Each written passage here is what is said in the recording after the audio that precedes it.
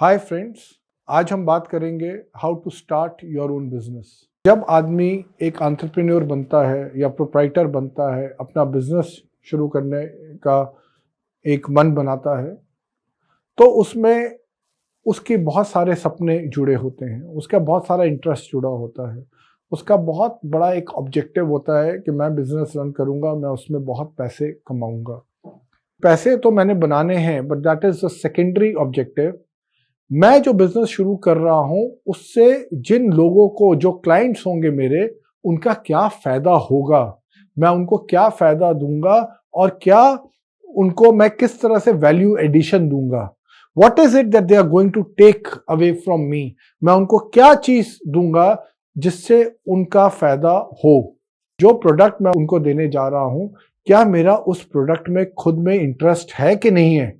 कि ऐसा तो नहीं मैं किसी फ्रेंड ने बोला कि फलाने प्रोडक्ट में इन्वेस्ट कर दे, बिजनेस शुरू कर दे, तो मैंने कर दिया। आपका उस प्रोडक्ट के अंदर, उस बिजनेस के अंदर खुद इंटरेस्ट होना बहुत जरूरी है। तो जब तक आपका इंटरेस्ट नहीं होगा, आप उसके अंदर इन्वॉल्व नहीं हो पाएंगे। जब तक आप इन्वॉल्व नहीं हो पाएंगे, आप उसके अंदर मार्केट रिसर्च नहीं कर पाएंगे कि आपके कॉम्पिटिटर्स क्या कर रहे हैं, कौन से लोग हैं जिन्होंने बिजनेस अपने बढ़ा लिए हैं, कौन से लोग हैं जिनके इसी बिजनेस में उनके बिजनेसेस बंद हो गए हैं। जब तक ये डेटा आप अपने आप क्रिएट नहीं करेंगे और आप कहेंगे कि मैंने बिजनेस शुरू करना है, तो ये बहुत अच्छा आइडिया नहीं है। तो मैंने जैसे पहले कहा, सबसे पहले आपका ऑब्जेक्टिव होना चाहिए, मैं जो बिजनेस कर रहा हूं उसमें लोगों को क्या फायदा होगा। दूसरा, हमने बात करी कि लोगों को तो फायदा होगा, दूसरा कि मेरा अपना उसमें इंटरेस्ट कितना है। तीसरा, मुझे उसके बारे में रिसर्च करने की जरूरत है। वो रिसर्च बहुत इंपॉर्टेंट चीज है। रिसर्च तब आप करेंगे जब आपका इंटरेस्ट हो। अब मैं बात करता हूं वो रिसर्च के अंदर आप क्या क्या करते हैं। जब आप अपना बिजनेस कर रहे हैं, तो रिसर्च में आपको पहले, जैसे मैंने अभी बोला, कि डेटा आपको कलेक्ट करना पड़ेगा अपने कॉम्पिटिटर्स का, मार्केट का क्या शेयर है। अगर आप कोई दुकान खोल रहे हैं किसी कॉलोनी में या किसी मार्केट में, वहां पे कितनी दुकानें हैं, उन दुकानों में लोगों का फुटफॉल क्या है, ये चीजें आपको कैसे पता चलेंगी। तो इसके लिए एक तरह से आपको डिटेक्टिव बनना पड़ेगा फ्रेंड्स। मेरा डिटेक्टिव का क्या मतलब है कि जब आप अपना बिजनेस खोलना चाह रहे हैं, उससे 6 महीने पहले तक आप उससे रिलेटेड जो दुकानें हैं या ऑफिसेज हैं, उसमें कहीं ना कहीं किसी तरह विजिट करिए या उनके बाहर अपने आप को स्टेशन करिए। वहां पे आपको पता चलेगा इनकी क्या फुटफॉल है, कितने लोग हैं वहां पे।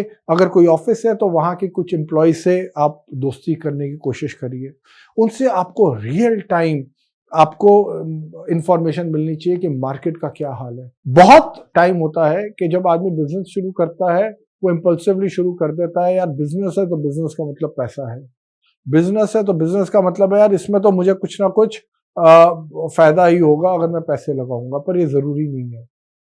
बहुत बारी या ज्यादा बिजनेसेस इसलिए लॉस में जाते हैं क्योंकि उसमें एक प्रॉपर रिसर्च नहीं होती, उसके अंदर हम एक टाइमलाइन नहीं डिफाइन करते। तो नेक्स्ट है, तो जैसे मैंने कहा, उसमें आप देखिए कि जो लोगों से आपको रियल टाइम इंफॉर्मेशन, अगर आप दुकान पे हैं, अगर आप दुकान खोलना चाहते हैं, तो आसपास की वो दुकानें देखिए जो उस बिजनेस में डील करती हैं। वहां पे कितने लोग आ रहे हैं, किस तरह के कस्टमर आ रहे हैं, उस दुकान का कन्वर्जन रेट क्या है, क्या लोग वहां से सामान लेते हैं नहीं लेते हैं, उस दुकान जो उसका ओनर है उसका क्या कनेक्शन बन रहा है। ये सब चीजें आपको कहीं ना कहीं जानने की जरूरत है।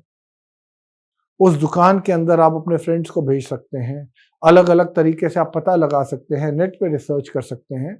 तो जब आप अपना बिजनेस शुरू करें, जब अपने अपना हार्ड अर्न मनी अपना या अपने पेरेंट्स का लगाने की सोचें, उससे पहले बहुत इंपॉर्टेंट है आप इन चीजों के बारे में जितना जानेंगे उतना आपको हेल्प करेगा। साथ में जहां पे आप अपना बिजनेस या दुकान कर रहे हैं शुरू, वहां पे आपको ये देखना पड़ेगा कि आपके आसपास के जो लोग हैं, क्या उनकी वो परचेजिंग पावर है, वो उसमें किस तरह का प्रोडक्ट यूज करते हैं, क्योंकि आज की डेट में एक प्रोडक्ट के अंदर भी बहुत सारे सब प्रोडक्ट्स होते हैं। तो वहाँ की कैपेसिटी क्या है, वहाँ पे लोगों की अफोर्डेबिलिटी क्या है। जो लोगों की अफोर्डेबिलिटी है, जिस मान लीजिए मोबाइल फोन, अगर लोगों की अफोर्डेबिलिटी 10-12 हज़ार वाला मोबाइल फोन खरीदने की है, तो ऐसा तो नहीं कि इस तरह का आप स्टॉक रख लें जहाँ पे आपने 50, 60, 70, 40 हज़ार के फ़ोन रखने शुरू कर दिए। तो इसमें आपका जो स्टॉक है, जो इन्वेस्टमेंट है, वो आपकी इंक्रीज़ हो जाएगी। तो वहाँ पे कहीं न कहीं वो आपका आगे जाके डेड स्टॉक भी हो सकता है। तो बहुत इंपॉर्टेंट है। अच्छा, जो 10-12 हज़ार के मोबाइल्स हैं, उन पे आपको क्या मार्जिन मिलेगा? या उससे जो नीचे के हैं 4-5 हज़ार के मोबाइल्स हैं, ऐसा तो नहीं उसकी मार्केट है और आप 10-12 हज़ार के मोबाइल रख रहे हैं। उसके ऊपर एक रिसर्च होनी चाहिए अगर आप मोबाइल की दुकान स्टार्ट करने की कोशिश कर रहे हैं। सिमिलरली कोई भी आप बिज़नेस शुरू कर रहे हैं, पहले अपने आप को उसका जो स्टॉक है, अपने आप को ओवरलोड मत कर लीजिए। आप किसी भी कंपनी, डीलर, डिस्ट्रीब्यूटर के पास जाएँगे तो उनका तो ऑब्जेक्टिव है कि आपको ज़्यादा से ज़्यादा माल बेचने का। बट आपका ये ऑब्जेक्टिव नहीं होना चाहिए ज़्यादा से ज़्यादा माल खरीदने का। दूसरा, जब आप नया बिज़नेस शुरू करते हैं, अपने वहाँ पे एक फीडबैक फॉर्म रखिए। वहाँ पे पता करिए लोगों से कि उनको आपकी दुकान में वो वापस आएँगे कि नहीं आएँगे। एक उस फीडबैक के अंदर भी एक खुला कॉलम दे दीजिए जहाँ पे उसमें उनको लिखने दीजिए जो भी वो लिखना चाहते हैं, जो पॉइंट्स में लिखना चाहते हैं या अदरवाइज लिखना चाहते हैं। तो जो बिजनेस आप करना चाहते हैं, मैं यहाँ पे इसकी शुरुआत कर रहा हूँ एक छोटे से एग्जाम्पल के साथ। तो मान लीजिए एक आदमी है जिसका नाम है रिंकू। उसको पता चलता है एक मॉल के अंदर एक रेस्टोरेंट है, जो कि वो रेस्टोरेंट ओनर है, वो उस रेस्टोरेंट को वो बेच रहा है कोई 30 लाख में। और उस रेस्टोरेंट की अच्छी, वहाँ पे लोग आते भी हैं, खाते पीते भी हैं और वो अच्छा चल रहा है। वो खुद भी 1-2 बारी जाता है और वो देखता है कि रेस्टोरेंट तो अच्छा चल रहा है। मैं उसको 1 साल, डेढ़ 2 साल के अंदर पैसा ये रिकवर कर लूँगा और उसके बाद मेरा प्रॉफ़िट शुरू हो जाएगा। तो ब्रेक इवन में मुझे 1 डेढ़ साल में मैं आ जाऊँगा। तो रिंकू भाई साहब क्या करते हैं, ये इम्पल्सिवली डिसाइड कर लेते हैं, नहीं यार ये दुकान, ये रेस्टोरेंट अच्छा चल रहा है, मुझे खरीदना है। इन्होंने ये नहीं सोचा या इन्होंने ये पता नहीं करा कि भाई ये आदमी जो है अपना अच्छा बिजनेस क्यों बेच रहा है, क्योंकि ये इतना उससे प्रभावित हो गए, इनको लगा यार मेरे पास पैसा है, इसको बस आग बंद करके मैं लगा दूं। और ये रिंकू जी ने लगा दिया आग बंद करके, 30 लाख रुपए दे दिए और बिजनेस टेक ओवर कर लिया। ऑब्वियसली जब बिजनेस टेक ओवर किया, कुछ चीजें इनकी फील्ड की नहीं थी, इन्होंने बहुत चीजें सीखी और वो सब चलता रहा। पर बाद में इनको पता चला कि जहां पे इनका अपना मॉल है, जहां पे इनका ये रेस्टोरेंट है, इससे 1 किलोमीटर दूरी पे एक नया मॉल आ रहा है, जहां पे यहाँ के जो बड़े बड़े शॉपिंग सेंटर्स हैं, जैसे बिग बाजार हो गया, यहाँ कुछ और भी शॉपिंग सेंटर्स हैं, ये सब यहाँ से उस मॉल में शिफ्ट हो रहे हैं, जो कि नया मॉल आ रहा है। अब यहाँ पे रिंकू जी फंस गए। क्यों फंस गए?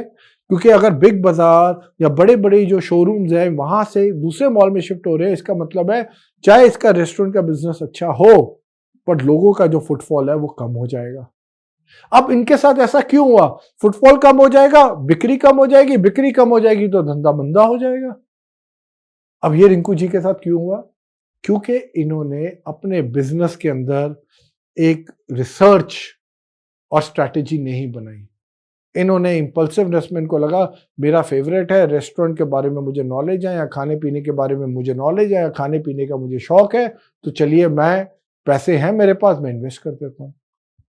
If you like this video, kindly subscribe to our YouTube channel, and in case if you want to register to measure your own emotional intelligence, आपका behavior क्या है, you can always join our course, online course, जहाँ पे हम आपको link हमने नीचे दिया हुआ है, इसको आप ज्वाइन करिए और आप देखेंगे 6 महीने में आपके बिहेवियर, आपकी परसेप्शंस के और आपके इमोशंस में कितना कंट्रोल आता है। On that note, thank you so much.